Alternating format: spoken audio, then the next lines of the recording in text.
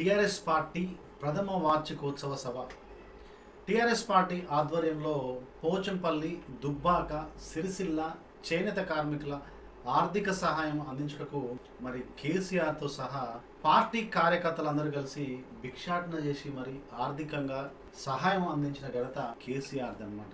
అదేవిధంగా TRS party ఆధ్వర్యంలో భూపాలపల్లిలో బొగ్గు సమృద్ధిగా లభిస్తున్నా కానీ విద్యుత్తును ఉత్పత్తి చేయకుండా ఆ బొగ్గును ఆంధ్ర ప్రాంతంలోని ప్లాంట్లకు కేటాయిస్తుంటే దానికి వ్యతిరేకంగా భూపాలపల్లిలో వెంటనే విద్యుత్ ఉత్పాదక కేంద్రాలను ఏర్పాటు చేయాలన్న డిమాండ్ తోటి 2002 అక్టోబర్ 28న కేసీఆర్ బహిరంగ సభను నిర్వహించడం జరుగుతుందన్నమాట. 2002 ఏప్రిల్ 27న నల్గొండ జిల్లాలో నాగార్జున డిగ్రీ కళాశాల మైదానంలో టిఆర్ఎస్ పార్టీ ప్రథమ వార్షికోత్సవ సభ జరిగిందనమాట. ఈ సభకు కేసీఆర్, ప్రొఫెసర్ జయశంకర్ సార్ మరియు విద్యాసాగర్ రావులు హాజరవుతారనమాట. ఈ సభకు శిబు సోరెన్, అజిత్ సింగ్, భీమ్ సింగ్ లాంటి జాతీయ రాజకీయ నాయకులు హాజరై తెలంగాణ రాష్ట్ర ఏర్పాటుకు తమ మద్దతును తెలియజేస్తారనమాట.